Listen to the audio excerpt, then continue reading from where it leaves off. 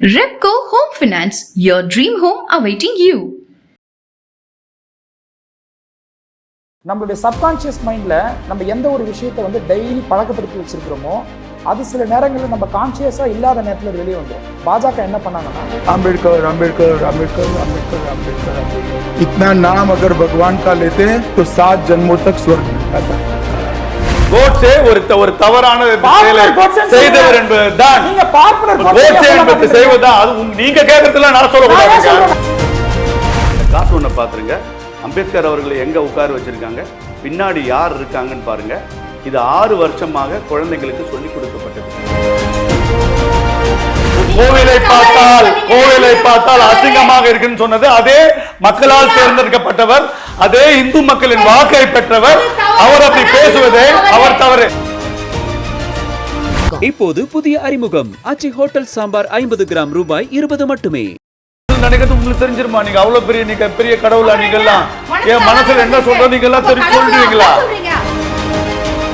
டிசிகே திமுகவுடன் இல்ல காங்கிரசுடன் கூட்டணி இருப்பதே அம்பேத்கர் அவர்கள் செய்த பச்சை துரோகம்.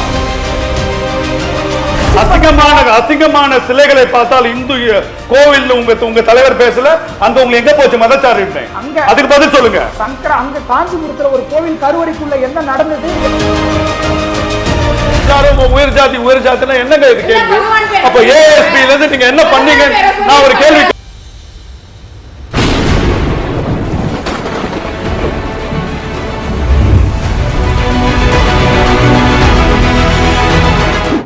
மின்னம்பலம் நேயர்களுக்கு வணக்கம். இது இடி மின்னல் மழை. நாடாளுமன்றத்தில் அம்பேத்கர் குறித்து அமித்ஷா அவர்கள் பேசியது பற்றி எரிய தொடங்கி இருக்கிறது. இதில் பல கேள்விகள் எழும்பி இருக்கிறது. அதாவது அம்பேத்கரை இழிவுபடுத்தி விட்டாரா அமித்ஷா? பாஜக மனசுல என்ன இருக்குதோ அதுதான் பூனைக்குட்டி வெளியில வந்து விட்டது என்று எதிர்க்கட்சிகள் ஒரு பக்கம் எதிர்ப்பு கிளம்புகின்றது. அதே மாதிரி இன்னொரு பக்கம் பார்த்தோம்னா இந்த பேசுகிற இந்த 2 வார்த்தைகளை அமித்ஷா பேசியதை வச்சு அரசியல் செய்கிறது எதிர்க்கட்சிகள். உண்மையா அம்பேத்கருடைய கொள்கையை கடைபிடித்து கொண்டிருப்பது யார்? உண்மையாக இருப்பது யார் அம்பேத்கருக்கு? போன்ற பல கேள்விகளை உள்ளடக்கி விவாதிக்க இருக்கின்றோம். விருந்தினர்களாக விடுதலை சிறுத்தைகள் கட்சியின் வழக்கறிஞர் திரு மோசஸ் அவர்கள், வலதுசாரி சிந்தனையாளர் திரு எஸ் ஸ்ரீராம் அவர்கள். வணக்கம். முதல் கேள்வியை நான் மோசஸ் அவர்களிடமிருந்தே ஆரம்பிக்கிறேன். அம்பேத்கர் பெயரை சொல்றதுக்கு பதிலாக 100 முறை பகவான் பேரை சொல்லியிருந்தா சொர்க்கத்திலாவது இடம் கிடைச்சிருக்கும். இது ஒரு ஃபேஷனாக இருக்கு. எதுக்கு எடுத்தாலும் அம்பேத்கர் அம்பேத்கர் அப்படின்னு சொல்றது என்ற அந்த வார்த்தை தான் இன்னைக்கு வந்து விஸ்வரூபம் எடுத்திருக்கிறது, அமித்ஷாவுடைய வார்த்தை. இதை எப்படி பார்க்குறீங்க? அதாவது கான்ஸ்டிடியூஷன் அமெண்ட்மெண்ட் வர்றதுக்கு முன்பு இங்கே வந்து அமித்ஷா குறிப்பிட்ட பகவானின் பெயர், கடவுளின் பெயரால் இந்தியா வந்து எந்த அளவுக்கு டிஸ்கிரிமினேட் பண்ணப்பட்டிருந்தது அப்படின்றத நம்மளால் இப்போ வரைக்கும் பார்க்க முடியும். வாழ்விடங்கள் தனியாக, எல்லாருக்குமே வந்து ஒரு தனி சுடுகாடு, கல்வி உரிமை மறுக்கப்பட்டிருந்தது, பெண்களுக்கு சொத்து உரிமை மறுக்கப்பட்டிருந்தது. இந்த மாதிரி நம்மளுடைய கான்ஸ்டியூஷனல் ரைட்ஸில் அது எல்லாத்தையுமே வந்து அம்பேத்கர் வந்து கொண்டு வந்து அதை கான்ஸ்டியூஷனல் ரைட்டாக மாற்றினார். அப்போது இங்கே கான்ஸ்டியூஷன் இம்ப்ளிமெண்டேஷனுக்கு வர்றதுக்கு முன்பு என்ன விதமான ஒரு சோஷியல் ஸ்ட்ரக்சர் இருந்தது, அந்த சோஷியல் ஸ்ட்ரக்சர் தான் உண்மையிலே வந்து இங்கே ஒரு நரகமாக இருந்தது. அப்போ அதை அப்படியே ரீப்ளேஸ் பண்ணக்கூடிய ஒரு பெரிய புரட்சியாளர் தான் தலைவர் அம்பேத்கர் அவர்கள். இப்போது என்னென்னா, நம்ம எப்பவுமே நம்மளுக்கு ஒரு பழக்கம் இருக்குது. நம்மளுடைய சப்கான்ஷியஸ் மைண்டில் நம்ம எந்த ஒரு விஷயத்தை வந்து டெய்லி பழக்கப்படுத்தி வச்சிருக்கிறோமோ அது சில நேரங்களில் நம்ம கான்ஷியஸாக இல்லாத நேரத்தில் அது வெளியே வந்துடும். பாஜக என்ன பண்ணாங்கன்னா, கான்ஷியஸாக அம்பேத்கரை வந்து அவங்க உரிமை கோரிக்கிட்டே இருந்தாங்க எல்லா இடங்கள்லையுமே. அம்பேத்கர் எங்களுக்கான தலைவர், அம்பேத்கர் இந்துத்துவ அம்பேத்கர் அப்படின்ற மாதிரி அம்பேத்கர் என்னமோ அவங்களுக்கான லீடர் மாதிரி உரிமை கோரிட்டு இருந்தாரு. அதை தமிழ்நாட்டில் நாங்கள் தான் அம்பலப்படுத்தணும். அம்பேத்கருக்கும் உங்களுக்கும் எந்த சம்பந்தமும் கிடையாது, நீங்கள் உங்களுக்கு அம்பேத்கரை கொண்டாடுவதற்கு எந்த விதமான அருகதையும் கிடையாதுன்றத தமிழ்நாட்டில் நாங்கள் அம்பலப்படுத்தணும். எந்த இடத்துல அருகதை கிடையாதுன்னு நீங்க சொல்லுவீங்க? அவங்க வந்து ஒரு லிஸ்டே கொடுக்குறாங்க. பாரத ரத்னா விருது வழங்கினதும் வந்து காங்கிரஸ் இல்லாத இதில் தான், எங்களுடைய ஆதரவு உள்ள ஒரு பீரியட்ல தான் வழங்கணும். அடுத்து இந்த சைத்திய பூமி அப்படிங்கிறத எங்கள் அரசு தான் வந்து அதில் இருந்த பிரச்சனையை வந்து தீர்த்து வைத்தது. 5 இடங்கள் அம்பேத்கருக்கு புனித இடங்களாக கண்டறியப்பட்டு அதை வந்து நாங்கள் வந்து வெளியில் கொண்டுட்டு வந்தோம். இது மாதிரி ஒரு லிஸ்டே போடுறாங்க. இதெல்லாம் அம்பேத்கருக்கு நாங்கள் செஞ்சோம். ஆனால் வெறும் நீங்கள் அம்பேத்கருங்கிற பேரை சொல்லிக்கிட்டே அரசியல் செய்வீங்களா அப்படிங்கிறது அவங்க தரப்புலேருந்து வைக்கக்கூடிய கேள்வியாக இருக்கு. இப்போ உண்மையில் என்னென்னா, அவங்க என்ன விஷயத்தை அவங்க மைண்டில் சப்கான்ஷியஸ் மைண்டில் ப்ராக்டிஸ் பண்ணி வச்சுருந்தாங்களோ அதை தான் அமித்ஷா வெளிப்படுத்துறாரு. இப்போ நீங்கள் சொன்ன கேள்விக்கு நான் வரேன். இப்போ என்னன்னா பாரத ரத்னா விருது வந்து காங்கிரஸ் கொடுக்கல, நாங்கள் தான் எங்களோட கூட்டணியிலிருந்து நாங்கள் தான் கொடுத்தோன்னு சொல்கிறீங்களே, அப்போ எதுக்கு வந்து விபி சிங் ஆட்சியை நீங்கள் கலைச்சிங்க? அப்போ விபி சிங் ஆட்சி எதன் அடிப்படையில் கலைக்கப்பட்டது, எந்த கோட்பாட்டுக்கு அதுக்கு பின்னால் இருந்து அதை இயக்குச்சு? ஸோ அப்போ அம்பேத்கரை செலிப்ரேட் பண்ணுறதுன்னு இருக்குல்ல, அது வந்து வெறுமனே வந்து ஒரு ஐடென்டிட்டி பாலிடிக்ஸ். அம்பேத்கரை வெறுமனே வந்து பெயரளவில் செலிப்ரேட் பண்ணுறது வந்து அம்பேத்கரை செலிப்ரேட் பண்ணுறதுக்கு அர்த்தமாகாது.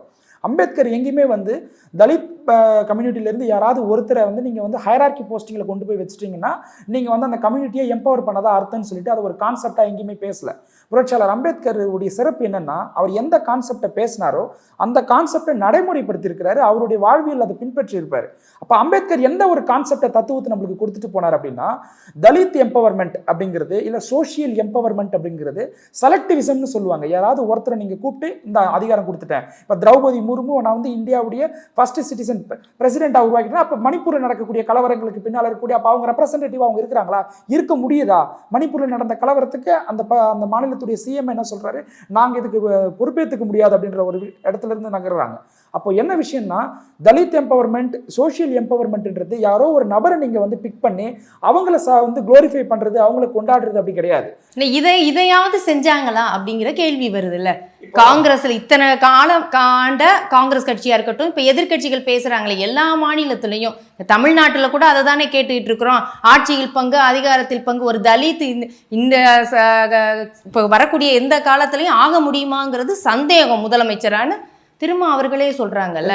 அப்ப இந்த மாதிரி எல்லாம் இருக்கிற கட்டத்துல அவங்க கொண்டு போய் ஒருத்தரையாவது ஒரு ஐக்கானாவது கொண்டு போய் வைக்கிறாங்கல்ல. இல்ல அதனால என்ன பெனிஃபிட்ன்றேன், இப்ப நீங்க சொல்றது வந்து புரட்சியாளர் அம்பேத்கருடைய ஐடியாலஜிக்கு நீங்க வந்து சட்ட அங்கீகாரம் கொண்டு வரணும். அதை வந்து கொண்டாடுறதுன்றது வேற, அது வந்து ஒரு இண்டிவிஜுவலா வந்து டெவலப்மெண்டா தான் இருக்கும். அதனால யாருக்கும் எந்த பலனும் இருக்காது. அப்படி இருந்திருந்தா புரட்சியாளர் அம்பேத்கருக்கு அன்றைக்கு காங்கிரஸ்ல வந்து சட்ட அமைச்சர், அவர் ஏன் அந்த அமைச்சர் பதவியை ராஜினாமா பண்ணிட்டு வந்தாரு? அதுக்கான காரணம் என்ன? அப்போ அவருக்கு அந்த பொறுப்பு கொடுக்கலன்றதுனாலயா? அவருடைய வந்து கல்வி தகுதி அவருடைய திறமைக்கும் அவர் அதோட பெரிய பொறுப்புகளாம் போயிருக்க முடியும். அப்ப எதனால அதை ராஜினாமா பண்ணாரு? அப்ப என்னன்னா, என்னால அந்த ரெப்ரசன்டேட்டிவா இருக்க முடியல. நாங்க ரெப்ரசன்டேட்டிவா பொலிட்டிக்கல் ரெப்ரசன்டேஷன்ன்றது என்ன அர்த்தம்னா, அந்த மக்களை நீங்க ரெப்ரசென்ட் பண்ணணும். அந்த மக்களை ரெப்ரசென்ட் பண்ணா அவங்களுடைய இஷ்யூஸை நீங்க ரெப்ரசென்ட் பண்ணணும். அப்போ அந்த சூழ்நிலை அங்க இருக்க முடியல அப்படின்றதுனால தான் அந்த சட்ட அமைச்சர் பதவியை ராஜினாமா பண்றாரு. ஸோ அந்த மாதிரி கான்செப்ட் நீங்கள் யாரோ ஒருத்தருக்கு அவங்க அதிகாரத்தை கொடுத்துட்டாங்க அப்படின்றதுக்கோசம் பிஜேபி வந்து அம்பேத்கரை குளோரிஃபை பண்ணுறாங்க, அவர் வந்து அவர் கொள்கையை இம்ப்ளிமெண்டேஷன் பண்ணுறாங்க அப்படின்னு கிடையாது. அம்பேத்கர் என்ன சொல்ல, கான்ஸ்டியூஷன் என்ன சொல்லியிருக்கு, மதத்தின் அடிப்படையில் நீங்கள் பாகுபாடு பார்க்கக்கூடாதுன்னு கான்ஸ்டியூஷன் சொல்லுது. அதுக்கு பேரலாக இவங்க என்ன பண்ணுறாங்க, மதத்தின் அடிப்படையில் தான் நாங்கள் சிட்டிசன்ஷிப்பையே கொடுப்போம் அப்படின்றாங்க. ஆர்டிகல் 370 நீங்கள் ஸ்கிராப் பண்ணீங்க. அப்போது டியூ ப்ராசஸ் ஆஃப் லான்னு ஒன்று இருக்குது. அப்போது அங்கே இருக்கக்கூடிய காஷ்மீரில் இருக்கக்கூடிய அங்கே வந்து அந்த ஸ்டேட் லெஜிஸ்லேட்டிவ் நீங்கள் கேட்டிங்களா, அதை வந்து நீங்கள் சஸ்பெண்ட் பண்ணிவிட்டு எல்லாரையுமே வந்து சிறை வச்சுட்டு நீங்கள் என்ன பண்ணுறீங்க, அதை ஸ்கிராப் பண்ணுறீங்க. அப்போ இங்க வந்து கான்ஸ்டிடியூஷன்ல சொல்லி இருக்கக்கூடிய விஷயத்துக்கு நேர்மாறான அம்பேத்கர் 370 வேணான்னு தானே சொன்னாரு. அதாவது என்ன சொன்னாரு, அம்பேத்கர் வேணான்னு சொன்னார்னா அந்த மாநிலத்துடைய வந்து மக்களுடைய வாய்ஸ் நீங்க கேட்கணும் இல்லையா? இன்டர்நெட்டை சஸ்பெண்ட் பண்ணீங்க, அங்க இருக்கக்கூடிய தலைவர்களை வீட்டிலேயே சிறை வச்சிங்க, அங்க வந்து வழியே போயிட்டு வந்து இப்போ பிரசிடென்ட் ஆட்சியை வந்து நடைமுறைப்படுத்தினீங்க. அப்போ கான்ஸ்டியூஷன்ல வந்து reservation based economic based reservation எங்கேயாச்சும் சொல்லியிருக்கா? சோஷியல் பேஸ்டு ரிசர்வேஷன் தான் கான்ஸ்டியூஷன்ல சொல்லியிருக்காங்க. அப்போ நீங்க கான்ஸ்டியூஷனலியே அமெண்ட்மெண்ட் பண்ணி என்ன பண்றீங்க, எக்கனாமிக் கிரைட்டீரியல் ரிசர்வேஷனை கொண்டு வரீங்க. அப்போ அம்பேத்கர் என்ன சொன்னாரு, அதுக்கு காங்கிரஸ் கம்யூனிஸ்ட் எல்லாம் ஆதரவு. நாங்க என்ன சொல்லிருங்க, கம்யூனிஸ்ட் கட்சிகளும் காங்கிரஸ் கட்சியும் சோஷியல் ரிசர்வேஷனை ரெகக்னைஸ் பண்ணிருக்காங்க, அதை பேசுறாங்க. இப்போ பாஜக கிட்டத்தட்ட 20 அதை பேசுறதுனால இடபிள்யூஎஸ் ஏத்துக்கும் போது ஒத்துக்கலாமா? இல்ல நான் இது ரெண்டுமே வந்து நார்மலைஸ் பண்ண வேணாம் பாக்குறேன். இப்போ பாஜக வந்து எங்கேயாவது ஒரு இடத்துல சோஷியல் ரிசர்வேஷனை வந்து இவங்க அதிகாரத்துக்கு 20 வருஷத்துக்கு மேல இவங்க ஆட்சியில் இருந்திருக்காங்க. ஐ மீன் இந்த 10 வருஷம் ஏற்கனவே இருந்ததுன்னு சேர்த்து சொல்றேன். அப்போ நீங்க எங்கேயாவது ஒரு இடத்துலயாச்சும் சோஷியல் ரிசர்வேஷனை என்ஹான்ஸ் பண்ணி கொடுத்துருக்கீங்களா? இப்போ உங்க கூட்டணியில் இருக்கிறாங்களே 10.5% இடஒதுக்கீடு, இந்தியா முழுவதும் காஸ்ட் சர்வே நடத்தி வந்து அதுக்கு பிரச்சனை கிடைச்சிடும் இல்லையா? அப்போ நீங்கள் அதை பண்ணுறீங்களா? அப்போ சோஷியல் ரிசர்வேஷனை நீங்கள் எங்கேயாவது வந்து பேசியிருக்கிறீங்களா, அதை எம்பவர் பண்ணியிருக்கிறீங்களா? அப்போ ரிசர்வேஷன்ன்ற கான்செப்டே நம்ம வந்து தமிழ்நாட்டிலே பண்ண முடியுங்கிறாங்களா? அந்த 10.5 மாநிலமே பண்ண முடியும் அப்படின்னு சொல்றாங்க. ஏற்கனவே நமக்கு இருக்குது, ஒடிசா பண்ணியிருக்காங்க, பீகார் பண்ணியிருக்காங்க, தெலுங்கானா பண்ணியிருக்காங்க. அப்போ தமிழ்நாட்டில் அதை பண்ணுங்க அப்படின்னு சொல்லும்போது இங்கே ஹெசிடேட் பண்றாங்க. இப்போ இந்த இடத்துல என்ன சமூக நீதியை நம்ம கொண்டு வர்றது? இதுதான் டைவர்ட்டிங் பாலிடிக்ஸ்னு சொல்றது. இப்போ ஆல்ரெடி ஒரு இடத்துல பண்ணியிருக்கிறாங்க, நீங்க அதுக்கு பிரசிடென்ட்டா சொல்றீங்க, 2-3 மாநிலத்துல சொல்றீங்க. சொன்ன கொண்டு வந்த ரிசர்வேஷன் ஜுடிஷியல் ரிவ்யூவில் என்னவா ஆச்சுன்றதை பார்க்கணுமா இல்லையா? இல்ல நீங்க அப்படியே கொண்டுட்டு போனா எப்படி? அதாவது மாநிலத்துல எடுங்க, அதற்கு பிறகு நீங்க மத்திய அரசை சொல்லுங்கிறது. இப்ப யாரு டைவர்ட்டிங் பாலிடிக்ஸ் பண்றா? இப்ப இத கேட்டா நான் அங்கேயே தான் எல்லா பக்கமும் பேசணும்ல. நம்ம அங்க சமூக நீதியே பேசுறோம், சரி தப்பு, பாஜக செய்யறது தப்பு அப்படின்னா இங்க பண்ற எதிர்கட்சி ஆளக்கூடிய மாநிலங்கள்ல எல்லாம் கரெக்டா போகுதா? சமூக நீதியை சரியா ஃபாலோ பண்றோமா, இல்ல அரசியலுக்கு அதை பயன்படுத்துறோமா? இதையும் நம்ம பேசி ஆகணும்ல. இப்போ தமிழ்நாடு கவர்மெண்ட் நீங்க சொல்ற மாதிரி சென்செக்ஸ் எடுக்கிறாங்கன்னு வச்சுங்களேன். முதல்ல சென்சஸ் இருக்கக்கூடிய அதிகாரம் ஸ்டேட் கவர்மெண்ட் கிடையாது. சர்வே எடுக்கக்கூடிய அதிகாரம் தான் ஸ்டேட் கவர்மெண்ட்டுக்கு இருக்கு. சர்வேவை பேஸ் பண்ணி ரிசர்வேஷன் கொடுக்க முடியாதுன்றது இந்த நாட்டுடைய அபெக்ஸ் கோர்ட் ஜட்ஜ்மெண்ட். ஆல்ரெடி பீகார்ல அந்த மாதிரி சர்வேவை பேஸ் பண்ணி ரிசர்வேஷன் கொடுத்தாங்க. அது ஜுடிஷியல் ரிவ்யூல என்னவாச்சு அங்க அப்போ ஒரு கான்செப்ட் அதை சட்ட ரீதியாக அது ஏற்றப்பட்டிருந்தா கோர்ட்ல அது செல்லணும் இல்லையா? அப்போ அங்க நிக்கல. அப்போ இவங்க என்ன பண்றாங்கன்னா, நான் பாயிண்ட்டுக்கு வரேன். இப்ப என்ன பண்றாங்கன்னா, இவங்க அம்பேத்கரை எதன் அடிப்படையில் குளோரிஃபை பண்றாங்கன்னா, அவருக்கு பின்னால் இருக்கக்கூடிய வாக்கு வங்கி அதை எப்படியாச்சும் நம்ம பெறணும் அப்படிங்கிறது தான் அவங்களுடைய இலக்கு. அதுக்கு என்ன சொல்றாங்க, அதுதான் சொன்னது நான். அவங்க கான்சியஸா அம்பேத்கரை உரிமை கோரிட்டு இருந்தாங்க. சப்கான்சியஸ்லி அவங்கள ட்ரெயின் பண்ணிக்கிற விஷயம் அன்னைக்கு வெளியில வந்துருச்சு. சரி, இது முதல் சுற்றை எடுத்துக்கிறேன் ஸ்ரீராம் அவர்கள்ட்ட. அப்ப தன்னையும் மீறி தான் மனசுக்குள்ள இருக்க விஷயங்கள் தான் வெளியில வந்துச்சு அப்படின்னு எடுத்துக்கலாமா? அது என்னது, 100 முறை நீங்க அவர் பேர் அம்பேத்கர் பேரை சொல்றதுக்கு பகவான் பேரை சொல்லியிருந்தா இது எப்படி இதை ஏற்றுக்க முடியும்? சொர்க்கத்துல இடம் கிடைச்சிருக்கும் அப்படின்னா அப்ப மனுஸ்மிருதிய நம்புறவங்க இப்படிதான் பேசுவாங்கன்னு கர்கே சொல்றாரு. அப்ப அது உண்மையாயிருச்சா? அதான் வெளிப்பட்டிருக்கா? அதாவது எப்படிலாம் இதை ட்ரை பண்ணி இதை எப்படிலாம் அரசு எதுவுமே கிடைக்கலன்னு வச்சுக்கோங்களேன். ஒரு சின்ன மாங்காய் கூட ரொம்ப பெரிய பசி, அவ்வளோ பசியாக இருந்ததுன்னு வச்சுக்கோங்க. ஒரு சின்ன மாங்காய் கட்சியோட அது பெரிய சாப்பாடாக தெரியும். அது மாதிரி இந்த எதிர்கட்சிகளுக்கு எதை வச்சு உருட்டுறது, எதை வச்சு என்ன பண்ணுறதுன்னு தெரியாதவர்களுக்கு அமித்ஷா அவர்கள் பேசிய முழு பேச்சையும் விட்டுட்டு அவர் பேசிய அந்த 2 வார்த்தையை வைத்து ஈரை என்னமோ பெருசு பெருசா ஆக்கலாம்னு சொல்றாங்களே, அந்த மாதிரி ட்ரை பண்றாங்க. இன்னவே இல்ல அது உங்க பிரச்சனை. அது என் மனசுல இல்ல என் மனசுல நினைக்கிறது உங்களுக்கு தெரிஞ்சிருமா? நீங்க அவ்வளவு பெரிய கடவுளா? நீங்க எல்லாம் என் மனசுல என்ன சொல்றோம் நீங்க எல்லாம் தெரிஞ்சு சொல்றீங்களா? அததான். சோ நீங்க என்ன வேணா யோசிச்சுக்கலாம், உங்க கற்பனை வரும் அது. ஸோ என்ன பாயிண்ட்னா, இதுலயும் ஒரு நன்மை உண்டுங்க. எதை வச்சு நம்ம அரசியல் பண்ணலாம்னு நினைச்சவங்களுக்கு அவங்களுக்கே சொந்த காசுல சூனியம் வச்சுக்குதுன்னு சொல்ற மாதிரி திரு அண்ணல் அம்பேத்கரை வியாபாரம் செய்பவர்கள் இன்னைக்கு எக்ஸ்போஸ் ஆகி கிடக்காங்க. கேட்டது ஒரு பாயிண்ட்டும் கிளியரா சொல்றேன் கேளுங்க.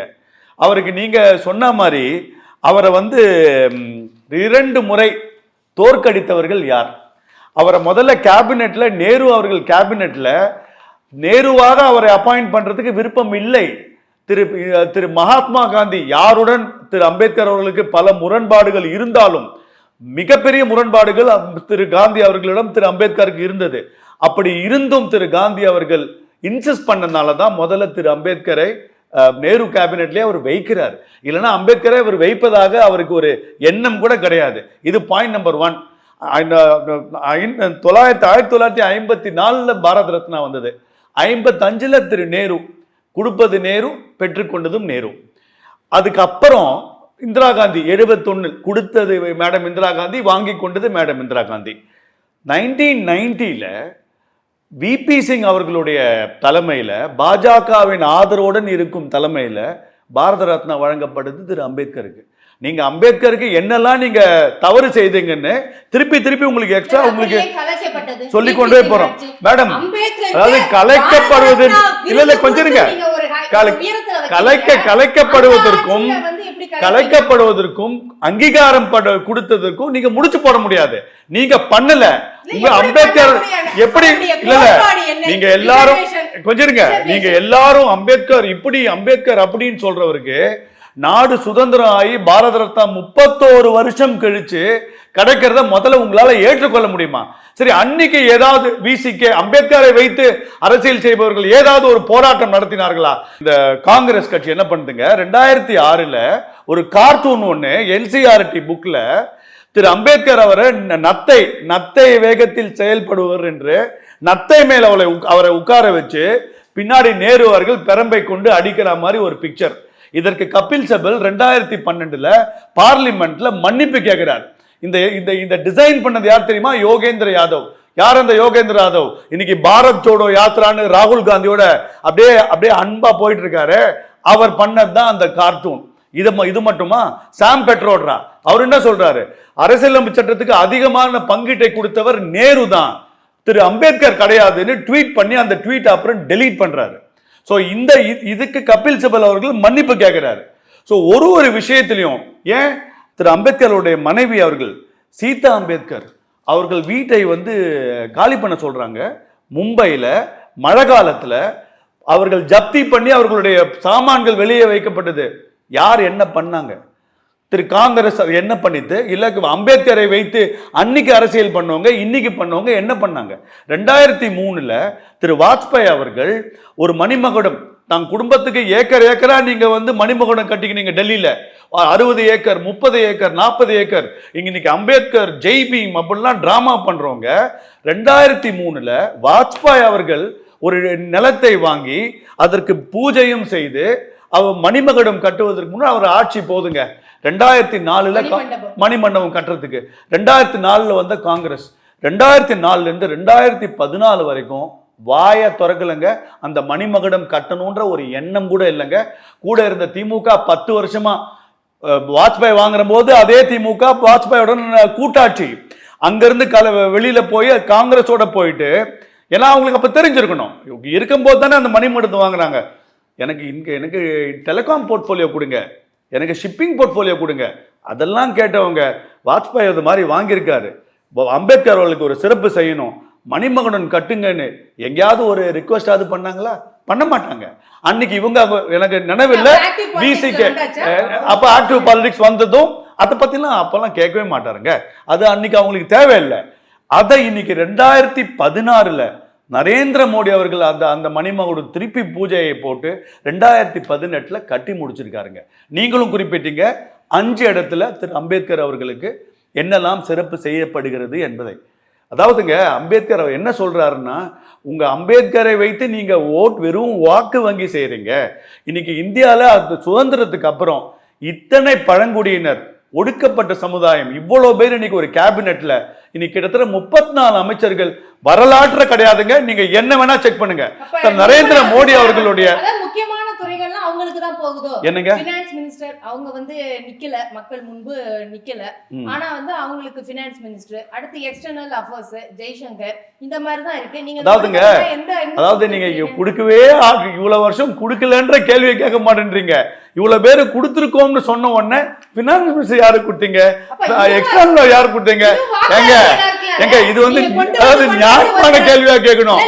தூக்கி போட்டவங்களை கேட்க மாட்டீங்க, கூட்டின்னு உட்கார வச்சு அலங்காரம் பண்ணுவாங்களே, இதையே அவங்களுக்கு பண்ணலன்னு எதற்காகவும் குவாலிஃபிகேஷனை பொறுத்து அவர்களுக்கு எப்பவுமே கம்ப்ளீட் பண்ணிடுறேன் மேடம்.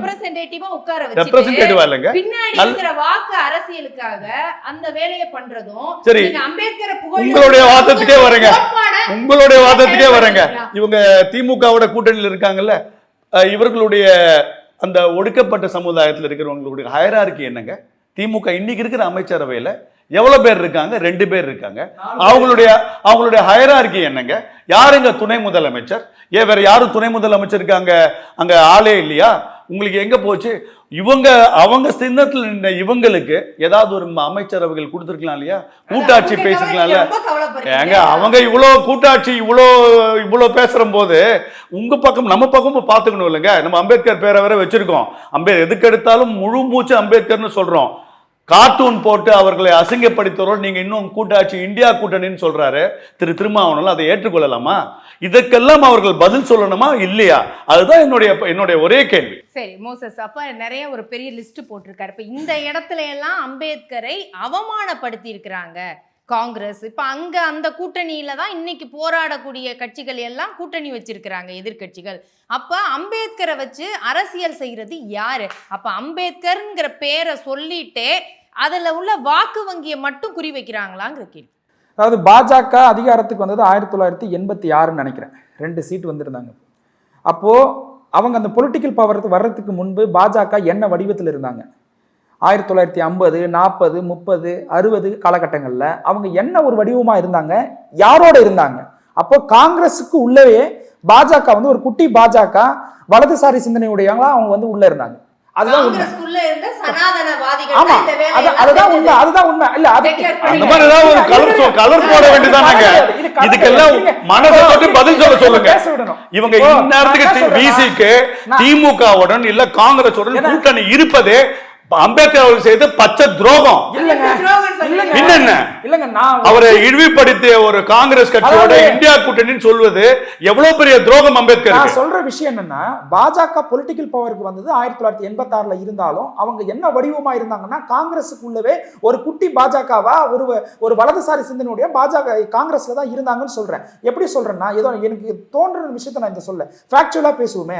புரட்சியாளர் அம்பேத்கர் ஹிந்து கோட் பில் கொண்டு வராரு. அப்ப ஹிந்து கோட் பில் கொண்டு வர்றதுக்கான காரணங்கள் என்னன்னா, Hindu marriage act, Hindu succession act, Hindu adoption and guardianship act, இது எல்லாம் ஒரு கம்ப்ரஸ் பண்ணதான் ஹிந்து கோட் பில். அப்ப ஹிந்து கோட் பில்ல கொண்டு வரும்பொழுது டிசம்பர் 11 1949 ராம்லீலான்ற ஒரு இடத்துல, அப்போ அங்க வந்து all India anti Hindu code bill கமிட்டின்னு சொல்லிட்டு ஒரு கமிட்டி. அந்த கமிட்டிக்கு யாரு ஹெட்னா, இவங்களுடைய முன்னோர்கள் சொல்லக்கூடிய கோல்வாக்கர் தான் அதோடைய ஹெட்.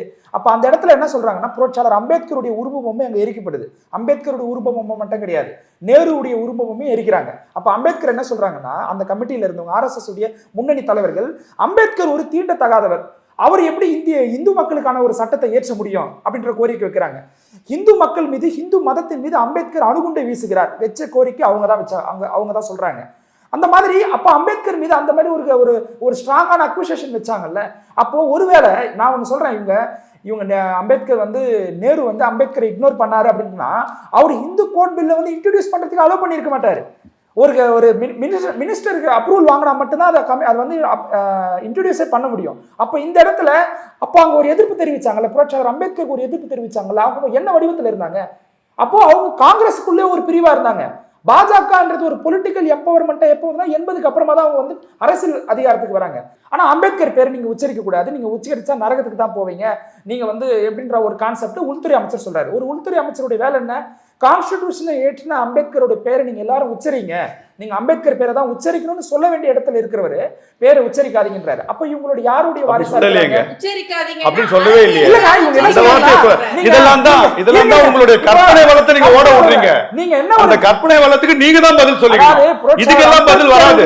பேரை உச்சரிக்கிறதுக்கு பதிலா பகவானுடைய பேரை உச்சரிச்சா நீங்க உங்களுக்கு வந்து புண்ணியம் சேரன்னா, அப்ப இவர் வந்து புண்ணியத்துக்கு ஆப்போசிட் வேர்டு என்ன?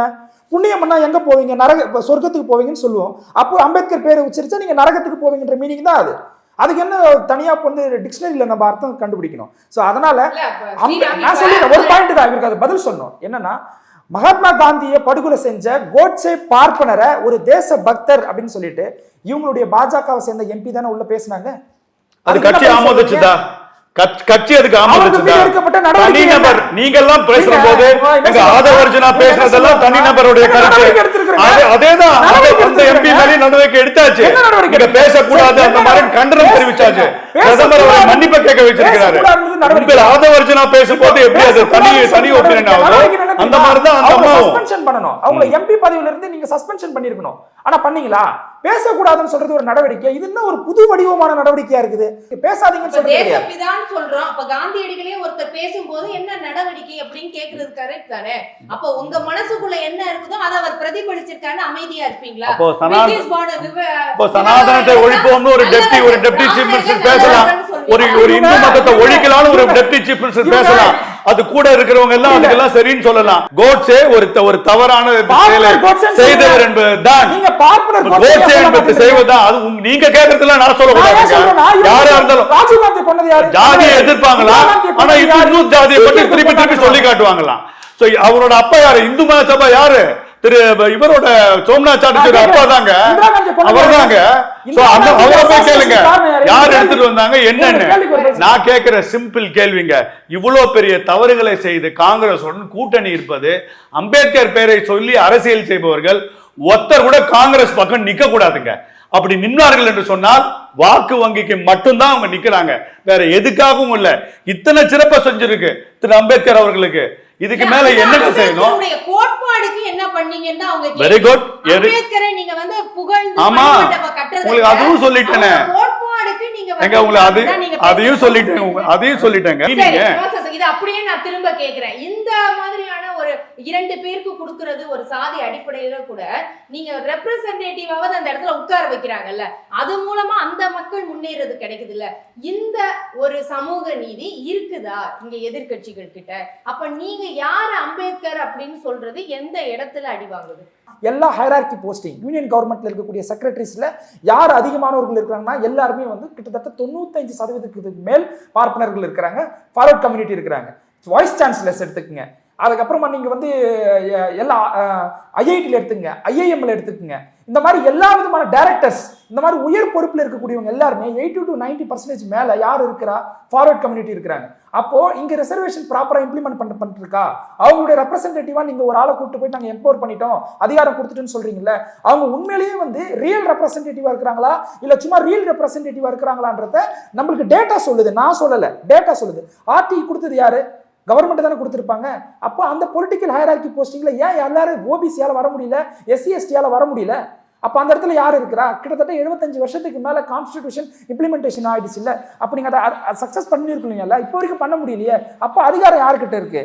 அப்ப அங்க ரெப்ரசன்டேட்டிவா இருக்கிறவங்க யாருடைய ரெப்ரசன்டேட்டிவா இருக்கிறாங்க அப்படின்றத நம்ம பார்க்க வேண்டியது இருக்கு இல்லையா? அப்ப அந்த பாயிண்ட்ல இருந்து தான் சொல்றோம், புரட்சியாளர் அம்பேத்கர் வந்து இவங்க வந்து சும்மா பேரளவில் ஓட் பேங்காக மட்டும்தான் செலிப்ரேட் பண்றாங்க, மற்றபடி இவங்க உண்மையிலே அம்பேத்கரை செலிப்ரேட் பண்ணல அப்படின்றத நான் இந்த தரவுகள் அடிப்படையில இருந்து சொல்றேன். நான் அதுக்கு பதில் சொல்றேன். இருக்காது. அதுக்கு முன்னாடி இந்த கார்ட்டூனை பாத்துருங்க. இந்த கார்ட்டூனை நீங்க பாத்திருப்பீங்களான்னு தெரியாது. இந்த கார்ட்டூனை பாத்துருங்க. அம்பேத்கர் அவர்களை எங்க உட்கார வச்சிருக்காங்க, பின்னாடி யார் இருக்காங்கன்னு பாருங்க. இது 6 வருஷமாக குழந்தைங்களுக்கு சொல்லிக் கொடுக்கப்பட்டது. 2012 பார்லிமெண்ட்ல HRD மினிஸ்டர் கபில் சிபல் மன்னிப்பு கேட்டார், இதை நாங்கள் செய்தது தவறுன்னு.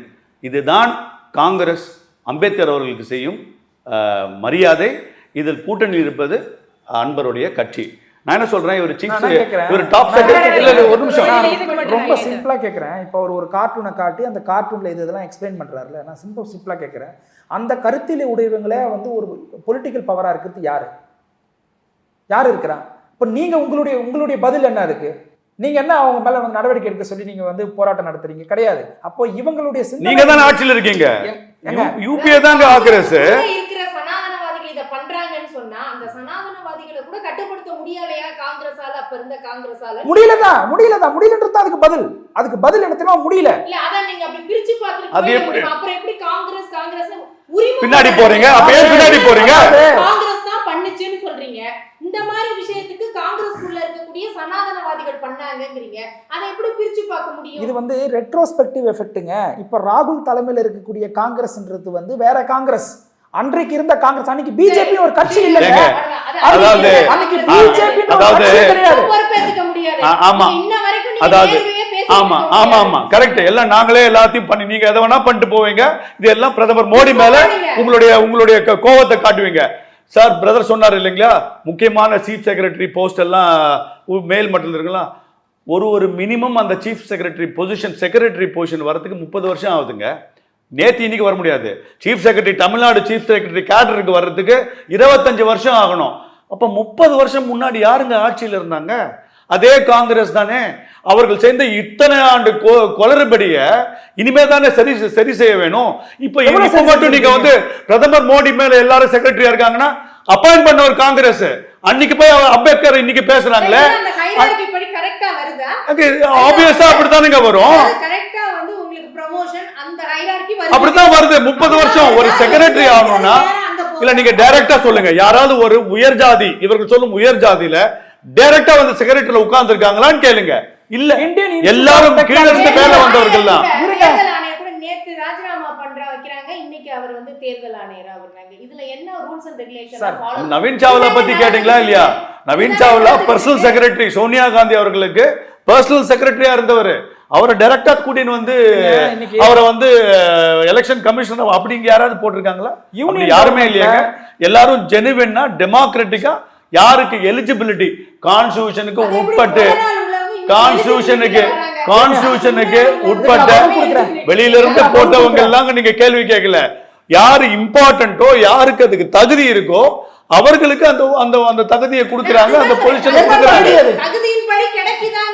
நிச்சயமாக கிடைக்குது. ஒரு ஒரு கொலிஜியம் ஒன்று ஒரு இடத்துல ப்ரொமோட் பண்றாங்கன்னா அன்னைக்கு வந்து ஒரு சந்திரசூட்டோட விழாவுக்கு போறாங்க, பூஜை பண்றாங்க, விநாயகர் விழாவுக்கு. அதுக்கப்புறம் கொலிஜியம் கொடுத்த அந்த பரிந்துரையே மாற்றி அமைக்கப்படுது. அப்ப இதெல்லாம் எந்த ஹைரார்கி அடிப்படையில வருது கேள்வி வருது. அதாவதுங்க ஆமாம், அப்ப நீங்க கொலிஜியம்னா உங்களுக்கு ஒரு நீதி வந்துடுச்சுன்னா அருமையான நீதி வென்றது, இது சனாதனம் ஒழிந்தது. உங்களுக்கு எதிர்க்க ஒரு நீதி வந்துச்சுன்னா அது வந்து மோடி அரசால் வாங்கப்பட்டது. இதெல்லாம் மக்கள் பாக்குறாங்கல்ல. அதாவது 3 வாட்டி ஒரே ஆட்சியை மக்கள் ஏன் கொடுக்குறாங்கன்னா, எதிர்கட்சிகள் சொல்வது பொய், புரட்டல், எதுவும் உண்மை இல்லைன்றனால்தான் ஒரே கட்சி 3வது முறையாக இந்த நாட்டை ஆளு கொண்டிருக்கிறது. நீங்க உண்மையாக எதிர்கட்சியா இருங்க, எதிரி கட்சியாக இருக்கீங்க, பதவிக்கு அலையறீங்க, அப்படியே வெறித்தனமாக அலையறீங்க. அதனால உங்களுக்கு மக்கள் நீங்கள் வேண்டாம் என்று சொல்றாங்க. தவறு செய்தால், இந்த அரசாங்கம் இருந்தால் தவறு செய்தால் அதை சுட்டி காட்டுவது எதிர்கட்சிகளின் கடமை, மக்களின் கடமை. பார்லிமெண்ட்ல இந்த மாதிரி யூனியன் கவர்மெண்ட்டுடைய செக்ரட்டரிஸ் வந்து எத்தனை பர்சன்டேஜ் இருக்கிறாங்கன்னு சொன்னது யாருன்னா, இன்னைக்கு இருக்கக்கூடிய காங்கிரஸ் உடைய தலைவர் ராகுல் காந்தி அவர்களும் அது பதிவிட்டு இருக்காரு. அப்ப அவர் இல்ல சார், அதுல ஒரு லாஜிக் இருக்கணும். அவர் இல்ல சார், ஒரே நிமிஷம், அது அவங்க அம்மாவை क्वेश्चन பண்ணிருக்கணும். ஏமா நீங்க இவ்வளவு பேரை போட்டீங்க, இப்ப இங்க இருந்தாலே மேல வரீங்க. இன்னைக்கு கேக்குற ஒரு விஷயம் இவங்க என்ன தெரியுமா, லாஜிக்கா தானுங்க, ஏன் மேல இருந்தாலுங்க ஏங்க நீங்க எப்போ 2014க்கு அப்புறம் என்ன எங்க ஒரு ஐபிஎஸ் அதிகாரி வரும்போது ஏஎஸ்பிங்க, அங்க இருந்து 30 வருஷம் ஒரு டிஜிபி ஆறாருங்க. ஏன் இப்ப டிஜிபி எல்லாரும் உயர் ஜாதி என்னங்க இது கேள்வி? அப்ப ஏஎஸ்பில இருந்து நீங்க என்ன பண்ணீங்க? நான் ஒரு கேள்வி கேட்பேன மாட்டேனா? அன்னைக்கு ராகுல் காந்தி போய் அதை ஏன் கேட்கல அவங்க அம்மாவை? சொல்லுங்க, நீங்க அம்பேத்கர் பேரை விட்டுட்டு பகவான் பேரை சொல்லுங்க 100 முறை. ஒரு செக்யூலர் ஸ்டேட்டுங்க இந்தியா. செக்யூலர் ஸ்டேட்டா இருக்கக்கூடியவங்க என்ன தெரியுமா பேசணும்? மதச்சார்பின்மையா பேசணும். நீங்க பேசுறீங்களா? பேசுறாரு பகவான் கோவிலை பார்த்தால் அசிங்கமான சிலைகள் இருக்குன்னு சொன்னீங்களே, அன்னைக்கு உங்களுக்கு மதச்சார்பின்மை உங்களுக்கு ஏன் வரல? நீங்க உங்க தலைவர் பேசல? எங்களுக்கு அழகாக இருந்தால் அது வந்து சர்ச்சு, அமைதியாக இருந்தால் அது இது. அசிங்கமான சிலைகளை பார்த்தால் இந்து கோவில் உங்க தலைவர் பேசல, அங்க உங்களுக்கு எங்க போச்சு மதச்சார்பின்மை? அதுக்கு பதில் சொல்லுங்க. சங்கர அங்க காஞ்சிபுரத்துல ஒரு கோவில் கருவறைக்குள்ள என்ன நடந்தது, என்ன அதுவும் பொய், பொய்யை வைத்துக் கொண்டே பேசுவது பிசிகே மாதிரி ஆட்கள் தான். நீங்க வந்து ஒரு மதத்தை நீங்க வந்து அவரை வந்து என்ன பேசினாரு, செக்குலருக்கு பேசுற அவர் தலைவருக்கான பதில சொல்லுங்க. நான் பேசுறதுக்கு பின்னால தரவு இருக்குது, டேட்டா இருக்கு. நான் பேசுறதுக்கும் ஆடியோ இருக்குங்க. நீங்க என்ன கேட்டீங்க? இந்துக்கள் மட்டும் குறிவைக்கப்படுறாங்களா அப்படிங்கிற கேள்வி இந்த பக்கம் வருது.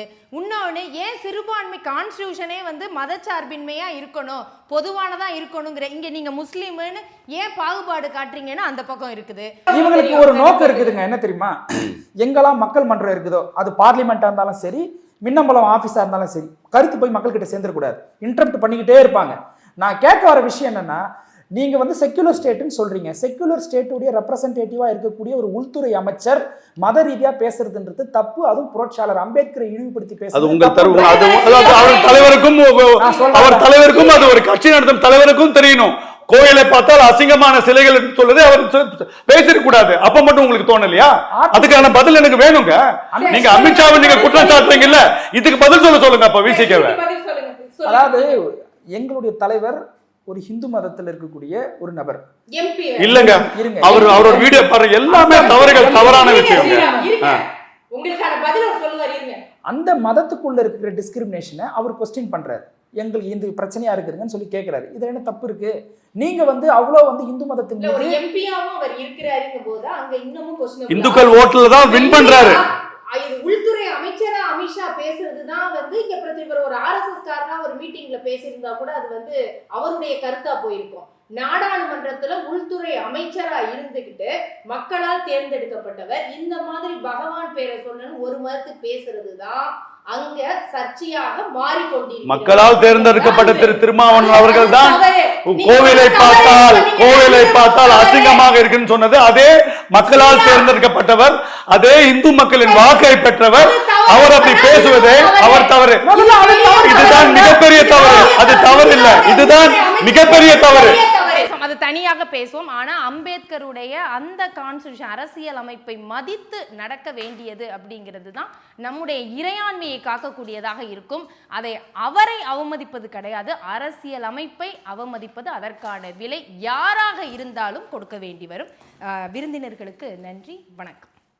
இப்போது புதிய அறிமுகம் ஆச்சி ஹோட்டல் சாம்பார் 50 கிராம் ரூபாய் 20 மட்டுமே.